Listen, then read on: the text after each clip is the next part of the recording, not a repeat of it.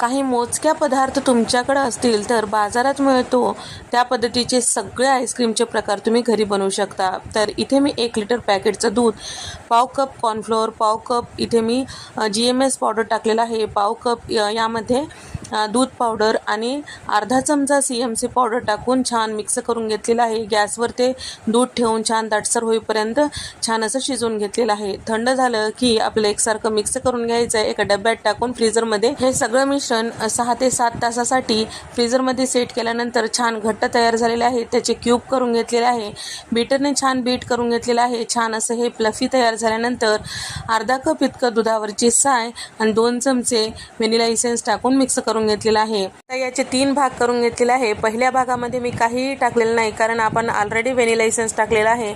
पांढरा शुभ्र व्हॅनिला फ्लेवरचा मस्त असा आईस्क्रीम तयार झालेला आहे। आता डब्यात भरून ठेवूया। वरतून ऑडीचा इकोबेक पेपर लावून घेतलेला आहे। त्यानंतर दुसऱ्या भागामध्ये चॉकलेट सिरप, थोडंसं चॉकलेटी कलर आणि डार्क कंपाऊंड चॉकलेट टाकून वरतून चॉकलेट किसून घेतलेलं आहे दुसऱ्या डब्यामध्ये। तिसऱ्या डब्यामध्ये काजू बदामचा थोडासा पावडर तयार करून घेतलेला आहे आणि पिंक कलर टाकून घेतलेला आहे।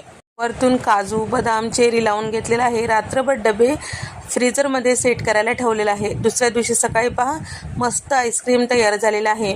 मोजके साहित्य जर तुमच्या घरात असतील तर कुठलेही आईस्क्रीमचे प्रकार तुम्ही करू शकता।